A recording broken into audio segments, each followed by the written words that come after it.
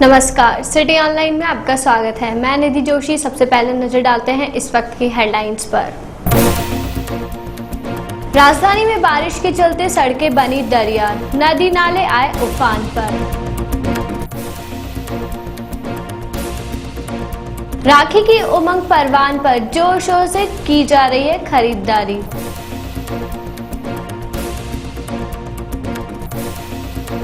और पॉलीथीन मुक्त शहर बनाने के लिए संकल्प, आयोजित हुआ महाअभियान शिविर।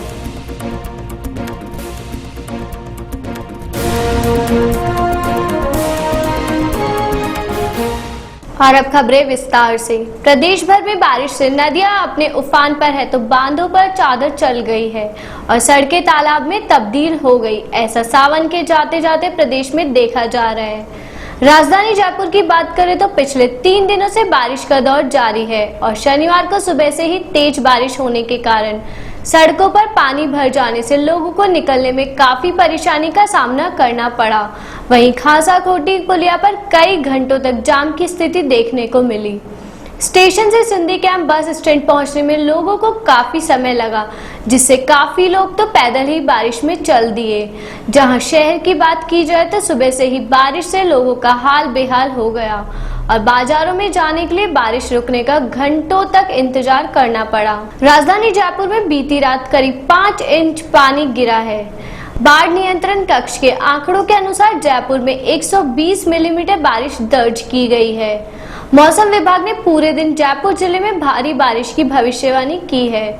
छुट्टी का दिन होने के कारण और लगातार बारिश का दौर चलने के कारण कई लोग घरों में ही रहे। हालांकि पर्यटन स्थल पूरी तरह आबाद रहे। जयपुर जिले में पिछले 4 दिन से चल रही रिमझिम शुक्रवार को रात तेज बारिश में बदल गई। सुबह लोगों को कॉलोनियों की सड़कों पर पानी भरा दिखाई दिया। जयपुर शहर के कई अंडरपासों में पानी भर गया। ट्रांसपोर्ट नगर, गुजर की थड़ी और जेपी फाटक अंडरपास में आवाजाही बंद रही और लोगों को काफी चक्कर लगाकर अपने गंतव्य तक पहुंचना पड़ा। इधर प्रदेश का आधे से अधिक हिस्सा बाढ़ की चपेट में है। पिछले 5 दिनों से लगातार हो रही बारिश के बाद प्रदेश के अजमेर, कोटा, जयपुर और भरतपुर संभाग में अनेक स्थानों पर हालात विकट हो गए हैं। वर्षा जनित हादसों में मरने वालों की संख्या में इजाफा हो रहा है। प्रदेश में अनेक स्थानों पर सैकड़ों कच्चे व कुछ पुराने घरों के ढह जाने के समाचार भी मिल रहे हैं। प्रदेश के छोटे बांध तो अधिकांश भर गए हैं और उन पर चादर चल रही है। कुछ बड़े बांधों से भी लगातार पानी छोड़ा जा रहा है। बीसलपुर बांध में लगातार पानी की आवक बनी हुई है। जवाहर सागर बांध से पानी छोड़ा जा रहा है और चंबल नदी अपने पूरे शबाब पर बह रही है। कोटा बैराज बांध से पानी छोड़ने का सिलसिला जारी है। भारी बारिश के चलते फसल चौपट होने के कगार पर पहुंच गई है। भाई बहन के अटूट प्रेम का प्रतीक रक्षाबंधन का पर्व रविवार को परंपरागत उत्साह के साथ मनाया जाएगा। इस दिन बहनें भाई की लंबी आयु और खुशहाल जीवन की कामना से उन्हें राखी बांधेगी। वहीं भाई अपने बहनों की रक्षा का संकल्प लेंगे। श्रावण शुक्ल पूर्णिमा पर रक्षाबंधन पर्व मनाने का विधान है। इस बार पूर्णिमा तिथि रात 11:40 तक रहेगी, जिससे पूरे दिन रक्षाबंधन पर्व मनाया जा सकेगा। विद्वानों व धर्म शास्त्रों के अनुसार रक्षाबंधन में भद्रा को त्याज्य माना गया है। इस बार सुबह सूर्योदय से दोपहर 1:39 तक भद्रा रहेगी, इसलिए राखी बांधने का सिलसिला भद्रा के बाद शुरू होगा। महंत ने बताया कि राखी बांधने का शेष मुहूर्त भद्रा समाप्ति के बाद दोपहर 2:10 से 3:48 बजे तक शुभ के चौगड़िए में श्रेष्ठ है। इसके बाद शाम 7:05 से रात 9:16 बजे तक प्रदोष कालयुक्त लाभ अमृत के चौगड़िए में भी राखी बांधी जा सकेगी। भारतीय जनता पार्टी के प्रदेश अध्यक्ष अशोक परनामी द्वारा नव नियुक्त कार्यकारिणी में प्रदेश कार्यालय प्रभारी मुकेश पारिक का शनिवार को प्रदेश कार्यालय में भाजपा व्यापार प्रकोष्ठ के प्रदेश एवं जिला पदाधिकारियों ने माला पहनाकर एवं मुंह मीठा कराकर स्वागत किया। स्वागत के अवसर पर व्यापार प्रकोष्ठ के अरुण गुप्ता, पुनीत मदान, नटवर अग्रवाल, हितेश अग्रवाल, नवरत्न अग्रवाल, झाबरमल पारेख, राकेश गुप्ता, अजय विजयवर्गीय, प्रियंका, मधुसूदन, ओम प्रकाश जिंदल आदि कार्यकर्ता उपस्थित थे। पॉलीथिन से पर्यावरण और विशेषकर गायों पर पड़ रहे दुष्प्रभाव को ध्यान में रखते हुए नगर निगम जयपुर की ओर से जयपुर को पॉलीथिन मुक्त बनाने के लिए महाअभियान शनिवार को आयोजित किया गया। इस अवसर पर नगर निगम जयपुर के मुख्य कार्यकारी अधिकारी LC असवाल ने कहा कि पर्यावरण को बचाने के लिए और गौ रक्षा के लिए पॉलीथिन मुक्ति का महाअभियान आयोजित किया गया है। इस महाअभियान का मकसद है पॉलीथिन हटाओ, जीवन बचाओ, स्वच्छ जयपुर बनाओ और गौ रक्षा का बिगुल बजाओ। उन्होंने कहा कि बारिश के दौरान पॉलीथिन के खिलाफ इस महाअभियान की और ज्यादा जरूरत महसूस होती है, जब लगातार हो रही बारिश से मार्ग में पड़ी पॉलीथिन बहकर नालियों में फंस जाती है और नालियों के बहाव को रोक देती है। बारिश होती रही, पॉलीथिन के खिलाफ महिलाएं डटी रही। असवाल ने कहा कि इस बारिश के मौसम में भी इतनी बड़ी संख्या में इस महाअभियान को सफल बनाने में विभिन्न स्वयंसेवी संस्थाएं, ये जो महिलाएं एकत्रित हुई है, मैं इनके जज्बे को सलाम करता हूं। उन्होंने कहा कि एक और कभी धीरे और कभी तेज बारिश हो रही है, वहीं दूसरी ओर महिलाएं भी पॉलीथिन मुक्ति के अपने संदेश को देने डटी रही। महाअभियान की शुरुआत अल्बर्ट हॉल से हुई। उधर बड़ी चौपट पर भी सैकड़ों महिलाएं जमा हो गई, जिन्होंने हाथों में तख्तियां लेकर पॉलीथिन के खिलाफ अपने संघर्ष को व्यक्त किया। ये महिलाएं बड़ी चौपट से रवाना होकर त्रिपोलिया गेट और वहां से चौड़ा रास्ता होते हुए अल्बर्ट हॉल पहुंच गई, जहां पहले से सैकड़ों महिलाएं पॉलीथिन के खिलाफ नारे लगा रही थी और पॉलीथिन से होने वाले दुष्प्रभावों के बारे में बता रही थी। उल्लेखनीय है कि जहां हम एक और पॉलीथिन इस्तेमाल नहीं कर पर्यावरण को स्वच्छ बनाएंगे, वहीं विकल्प के रूप में कागज की थैलियों, कपड़े एवं जूट के थैलों का प्रयोग कर BPL परिवारों की इन महिलाओं को रोजगार उपलब्ध करवाकर उनके आर्थिक संबल भी प्रदान कर सकेंगे। सोडाला थाना इलाके में शनिवार सुबह एक अज्ञात वाहन ने राह चलते युवक को टक्कर मार दी। हादसे में युवक गंभीर रूप से घायल हो गया। सूचना पर पहुंची पुलिस ने उसे इलाज के लिए अस्पताल भिजवाया, जहां इलाज के दौरान उसकी मौत हो गई।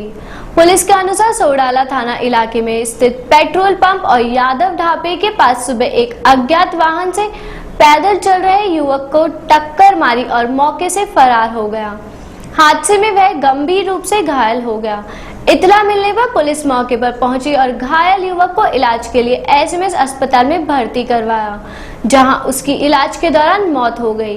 पुलिस ने बताया कि मृतक युवक की अभी शिनाख्त नहीं हो पाई, जिसकी उम्र 45 से 40 साल के बीच बताई जा रही है।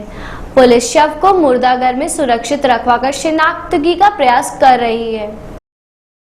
राजस्थान कंप्यूटर शिक्षक संघ की ओर से समायोजन की मांग को लेकर कंप्यूटर शिक्षक उद्योग मैदान में बारिश में भी धरने पर डटे रहे।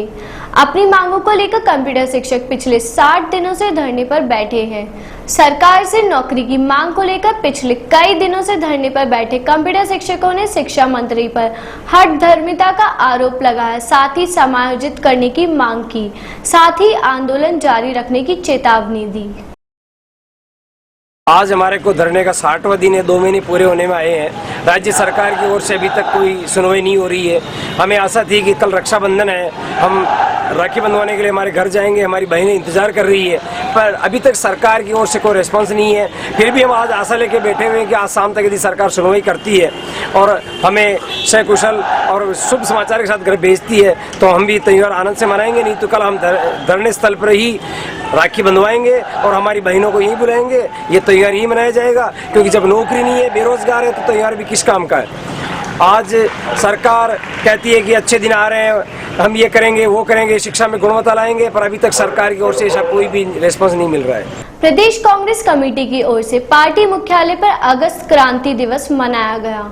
इस मौके पर प्रदेश कांग्रेस के पूर्व अध्यक्ष डॉक्टर चंद्रभान और कार्यकारी अध्यक्ष गोपाल सिंह के अलावा पार्टी पदाधिकारी और बड़ी संख्या में कार्यकर्ता मौजूद थे। कार्यक्रम के तहत एक गोष्ठी और सम्मान समारोह भी हुआ। कार्यक्रम में पार्टी की विचारधारा से जुड़े स्वतंत्रता सेनानी भी पहुंचे, जिनका पार्टी की ओर से सम्मान किया गया। वहीं विचार गोष्ठी को पूर्व प्रदेश अध्यक्ष चंद्रभान और मुख्य वक्ता ब्रज भाषा अकादमी के पूर्व अध्यक्ष प्रोफेसर सुरेंद्र उपाध्याय ने संबोधित किया। अगस्त क्रांति दिवस पर इसी तरह के कार्यक्रम प्रदेश की सभी जिला और ब्लॉक कांग्रेस कमेटियों की ओर से आयोजित किए गए। गोष्ठी में देश को स्वतंत्रता दिलाने में अहम भूमिका अदा करने वाली शख्सियतों को याद किया गया। वरिष्ठ नेताओं ने कार्यकर्ताओं से स्वतंत्रता संग्राम के योद्धाओं से सीख लेने को और देश के लिए योगदान देने का आह्वान किया। अगस्त क्रांति दिवस के उपलक्ष्य में प्रदेश कांग्रेस कार्यालय में एक संगोष्ठी का आयोजन किया गया, जिसे प्रदेश कांग्रेस के पूर्व अध्यक्ष डॉक्टर चंद्रभान जी ने, मुख्य वक्ता श्री सुरेंद्र उपाध्याय जी ने और कार्यकारी अध्यक्ष गोपाल सिंह ने संबोधित किया। इस अवसर पर हम लोगों ने ज्ञात अज्ञात सब जो स्वतंत्रता सेनानी थे उनको नमन किया और जो 1942 का अगस्त अंग्रेजों भारत छोड़ो जो आंदोलन शुरू हुआ था उसको याद करते हुए उसकी रेलेवेंस आज के परिदृश्य में क्या है, किस प्रकार से युवाओं में सामाजिक समरसता का प्रचार प्रसार और देश की एकता और अखंडता बख्शू रखा जाए, इस बारे में विचार गोष्ठी में चर्चा की गई। और मैं समझती हूँ कि ये वो प्रतीक अवसर हैं जिनको हमें याद करना चाहिए, हमें मनाना चाहिए, इनमें विचार गोष्ठियों का आयोजन किया जाना चाहिए ताकि युवा पीढ़ी को हमारे स्वतंत्रता के इतिहास के बारे में, कुर्बानियों के बारे में जानकारी मिल सके। राज्य के सरकारी विद्यालयों में कार्यरत विद्यार्थी मित्र शिक्षक अपनी मांगों को लेकर उद्योग मैदान में धरने पर डटे हुए हैं। वहीं इनका कहना है कि जब तक हमारी मांगे नहीं मान ली जाती तब तक हमारा आंदोलन जारी रहेगा। विद्यार्थी मित्रों ने अपनी मांगों पर सकारात्मक जवाब नहीं मिलने पर शुक्रवार को करीब 6 जनों ने हसनपुरा स्थित पानी की टंकी पर चढ़ गए और अपनी मांगों की गुहार लगाई, लेकिन पुलिस व कर्मचारी नेताओं के समझाने पर वार्ता करवाने की बात को लेकर उन्हें रात्रि 2:30 बजे टंकी से उतार लिया गया और वार्ता करवाने का वादा किया। इसके बाद विद्यार्थी मित्र उद्योग मैदान में धरने पर बैठ गए और वादे के अनुसार वार्ता करवाने का इंतजार कर रहे हैं। गौरतलब है कि विद्यार्थी मित्र संघ ने 2 बार विधानसभा पर प्रदर्शन भी किया और अपनी मांगों को लेकर धरना भी जारी है। उनका यह भी कहना है कि जब तक हमारी मांगे पूरी नहीं हो जाती तब तक हमारा धरना प्रदर्शन जारी रहेगा। सर, कल हमारा धरने का शांतिपूर्ण गांधीवादी तरीके से विद्यार्थी मित्र लगातार उद्योग मैदान में 29 दिन से पड़े हुए थे और कल जिस तरीके से सभी विद्यार्थी मित्रों ने पहले से ऐलान कर रखा था कि हम सड़कों पर उतरेंगे, तो जैसे ही हमने सड़कों की तरफ कूच करने की कोशिश की तो प्रशासन ने हमें रोक लिया। उसके बाद में मुलाकात कराई माननीय शिक्षा मंत्री कालीचरण साहब जी से। उन्होंने हमें निश्चित रूप से निराश किया। उन्होंने ये स्पष्ट रूप से कहा कि आपका काम चल रहा है, क्या चल रहा है, कैसे होगा, किस तरीके से समाधान होगा, उस चीज़ पर उन्होंने कोई भी बात नहीं कही। हमने ये बात जानने की कोशिश की भी कम से कम हमें आप टाइम बाउंड दे दीजिए कि 2 महीने के अंदर, 6 महीने के अंदर आपका काम कर दिया जाएगा, या वहाँ पर आकर के इस चीज़ की घोषणा कर दें या लिखित रूप में इस चीज़ को दे दें कि आपका समाधान इतने दिनों के अंदर हो जाएगा। तो उन्होंने साफ इस चीज़ को मना कर दिया कि हाँ, आपका काम जरूर होगा। क्या होगा, किस पद पर रखा जाएगा, कैसे रखा जाएगा, इसकी मैं स्पष्टीकरण नहीं दे सकता, ना मैं धरना स्थल पर जाकर के इस चीज़ की पुष्टि कर सकता कि क्या होगा और किस तरीके से होगा। तो विद्यार्थी मित्र जो प्रदेश कार्यकारिणी वहाँ पर पहुँची थी वो पूर्ण रूप से निराश हो गई और हम लोग यहाँ आने लायक नहीं रहे कि हम आम विद्यार्थी मित्र जो यहाँ धरने पर पड़े हुए हैं उनको क्या जवाब दें, आखिरकार उनको क्या संतोषजनक जवाब दे पाएँ। तो ऐसी स्थिति के अंदर प्रदेश कार्यकारिणी ने ये ना चाहते हुए भी एक कदम उठाया कि पानी की टंकी पर चढ़ने को मजबूर किया गया और हम पानी की टंकी पर चढ़े। लगातार वार्ता के दौर चले। उसके बाद डीजीपी वगैरह से 3 एसपी साहब वहाँ पर थे, उनसे और महेंद्र चौधरी जी ने हमारा पूरा साथ दिया था। उनकी वार्ता के बाद 2 बजे हम इस बात को लेकर के नीचे उतरे कि कल हमारी वार्ता माननीय राजेंद्र सिंह राठौड़ या सीएम से 100% करवा दी जाएगी और 100% आपकी समस्या का समाधान कल की तारीख के अंदर करने की कोशिश की जाएगी। तो इस आश्वासन को देखते हुए हम फिर उद्योग मैदान के अंदर आके डटे हुए हैं। जब तक हमारी मांगों पर समाधान नहीं निकाला जाता ये आंदोलन इसी रूप में जारी रहेगा और इसकी उग्रता धीरे धीरे और भी बढ़ती। श्रावण मास के समापन से पूर्व भोलेनाथ की विशेष पूजा अर्चना की गई। इस अवसर पर शहर के मंदिर शंकर भगवान के जयकारों से गुंजायमान हो गए। मंदिरों में अलग अलग तरह से भोलेनाथ का श्रृंगार कर झांकियां सजाई गई। शहर के प्रमुख मंदिर तारकेश्वर, झारखंड महादेव, चमत्कारेश्वर, जागेश्वर महादेव सहित गलता गेट स्थित गीता गायत्री मंदिर में विशेष आयोजन हुआ। इसी कड़ी में शहर के शिव मंदिर पुष्पों और चंदन की महक से सराबोर हो रहे हैं। इसी कड़ी में शहर के शिव मंदिर पुष्पों और चंदन की महक से सराबोर हो रहे हैं। कावड़ियों के साथ सैकड़ों महिलाएं मंगल कलश लेकर शामिल हुई। कावड़ यात्रा हल्दियों का रास्ता स्थित मंदिर पहुंची। यहां मंत्रोच्चार के साथ भोले बाबा का अभिषेक किया गया। राज्य सरकार की स्कूलों के एकीकरण और समानीकरण के साथ तबादले किए जाने की कवायद के बाद शिक्षक संगठनों ने इसके विरोध में तेवर तीखे करने शुरू कर दिए हैं। राजस्थान शिक्षक संघ शेखावत ने राज्य सरकार की इस पूरी कवायद को कानून सम्मत नहीं बताते हुए आरटीई के नियमों के उल्लंघन करने का आरोप लगाया है। शिक्षक संघ शेखावत के प्रदेश प्रवक्ता प्रकाश मिश्रा ने बताया कि इस तरह एक विधायक से 25-25 शिक्षकों के तबादले के लिए नाम मांगे जाने की चर्चाएं चल रही है। उसे साफ है कि राज्य सरकार एक बार फिर तबादला उद्योग पनपाने और शिक्षा के राजनीतिकरण करने की कोशिश कर रही है। इससे राज्य की शिक्षा व्यवस्था पूरी तरह चरमरा जाएगी। शिक्षक संघ शेखावत के प्रदेश प्रवक्ता प्रकाश मिश्रा सरकार की इस तरह की तैयारियों से शिक्षक समाज में गहरा आक्रोश है। मिश्रा ने कहा कि सरकार को प्रतिबंधित जिलों की अवधारणा को समाप्त करते हुए स्थानांतरण नियमों में तर्कसंगत बदलाव करे, जिससे वर्षों से इन जिलों में काम कर रहे शिक्षकों को न्याय मिल सके। सुशासन, पारदर्शिता, सामने देखिए शैक्षिक गुणवत्ता की दुहाई देने वाली सरकार अभी तक इन्होंने कोई तबादला के नियम जारी नहीं किए और एक नया सुबह छोड़ दिया कि विधायक को 25 ट्रांसफर कराने का कोटा निर्धारित कर दिया। ये भावना और ये कार्रवाई भारत के संविधान द्वारा प्रदत्त समानता के अधिकार के खिलाफ है, आरटी एक्ट के खिलाफ है, पंचायती राज एक्ट के खिलाफ है, Rajasthan civil service conduct rules 1971 की धारा 24 के खिलाफ है और हर प्रकार से आम कर्मचारी के राजनीतिकरण की दिशा में उठाया गया कदम है। प्रकारांतर में शिक्षा मंत्री इस बहाने से एक तबादला उद्योग चलाना चाहते हैं। समाज सेवा से पुण्य कमाने का एक रास्ता है जो मनुष्य की पीड़ा को समझकर अपनी सभी कर्मों के साथ जोड़कर मानव सेवा में लग जाता है। उसे दूसरों की पीड़ा महसूस होती है तो वह स्वयं को दुखी महसूस करता है। ऐसे ही दीपा माथुर, जिन्होंने अपने व्यवसाय से जुड़ी मजदूर महिलाओं की पीड़ा को समझा और शुरू कर दी समाज सेवा। उनके प्रेरणा स्रोत उनके पति ने भी उनके इस क्षेत्र में भरपूर सहयोग दिया। आइए जानते हैं मिसेज माथुर से उनकी समाज सेवा की कहानी, उनकी जुबानी। एक्चुअली मैं काफ़ी सालों से अपना बिजनेस कर रही हूँ। मैं हैंडलूम्स में और ये जो एम्ब्रॉयडरी है इस तरह के प्रोडक्ट्स को एक्सपोर्ट करती हूँ। तो ये है 2000 से सन 2000 से मैं कर रही हूँ ये। तो मेरा काफ़ी गांव में आना जाना रहता था क्योंकि मेरा जो बिज़नेस है वो सारा बिज़नेस रूरल बेस्ड बिज़नेस है और मैं औरतों को सारा काम देती थी इसमें। तो जब मैं उनके बीच में जाने लगी तो मैंने देखा कि वहाँ काफ़ी परेशानियाँ हैं, उनकी स्वास्थ्य की समस्याएं हैं, वहाँ पे शिक्षा की समस्याएं हैं, लड़कियाँ पढ़ नहीं पाती हैं, पढ़ना चाहती हैं तो भी पढ़ नहीं पाती हैं। उनकी इकोनॉमिक एम्पावरमेंट की बहुत बड़ी समस्या है क्योंकि क्या है कि लेडीज़ काफ़ी काम करती हैं। जो रूरल बेस्ड काम है वो ज़्यादातर लेडीज़ करती हैं, जो उनके परिवार के पुरुष हैं वो बाहर बाज़ार से काम लेके आते हैं और उसका अंजाम जो है वो लेडीज़ महिलाएं देती हैं, लेकिन वो इकोनॉमिकली एम्पावर नहीं होती। जो पेमेंट्स आते हैं वो सारे पेमेंट्स उनके हस्बैंड्स रख लेते हैं।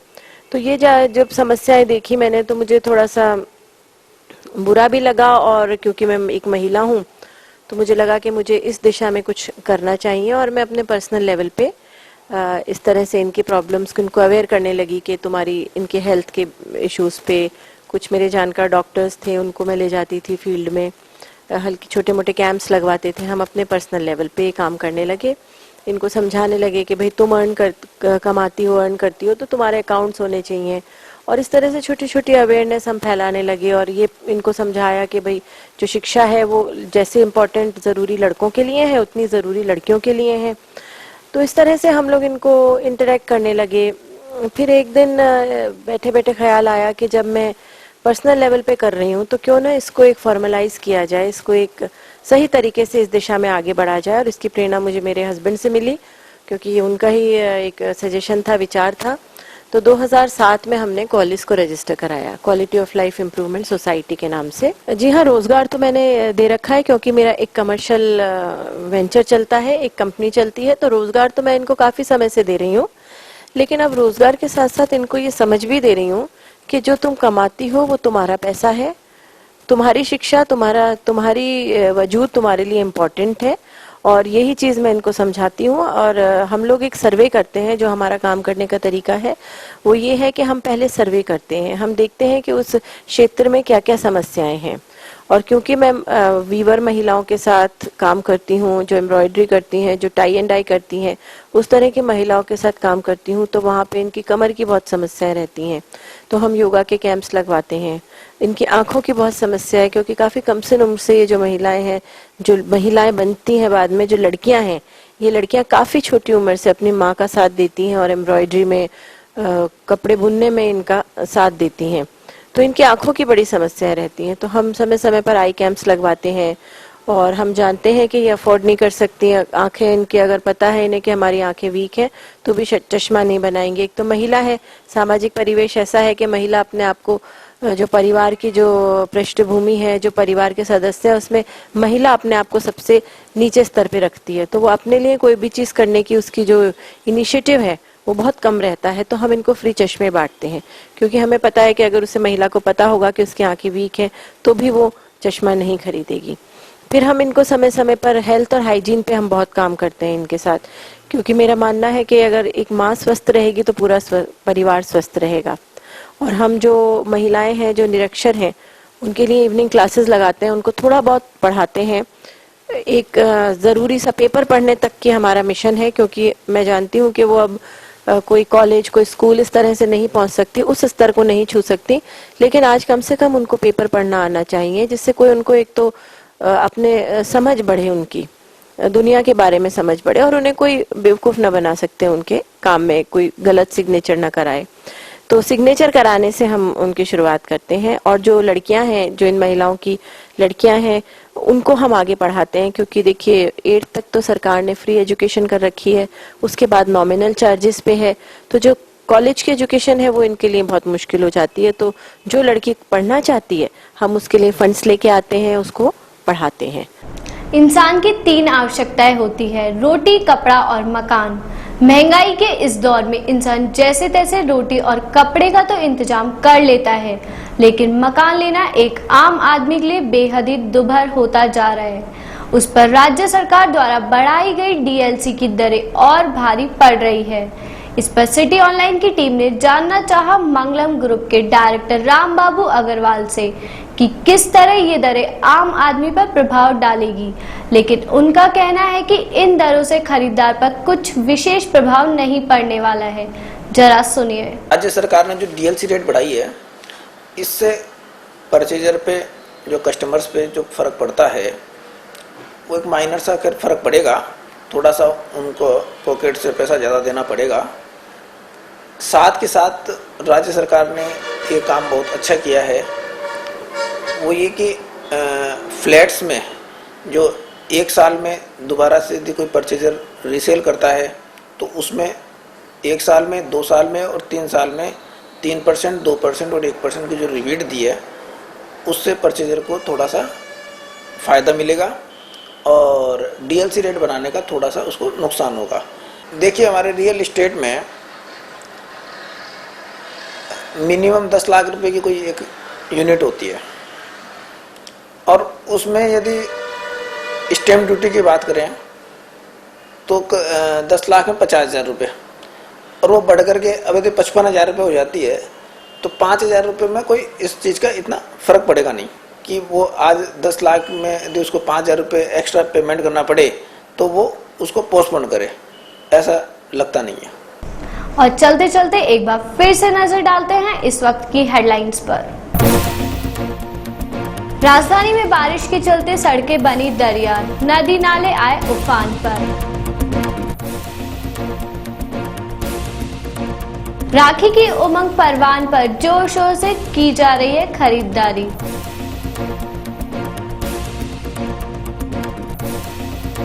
और पॉलीथीन मुक्त शहर बनाने के लिए संकल्प, आयोजित हुआ महाअभियान शिविर।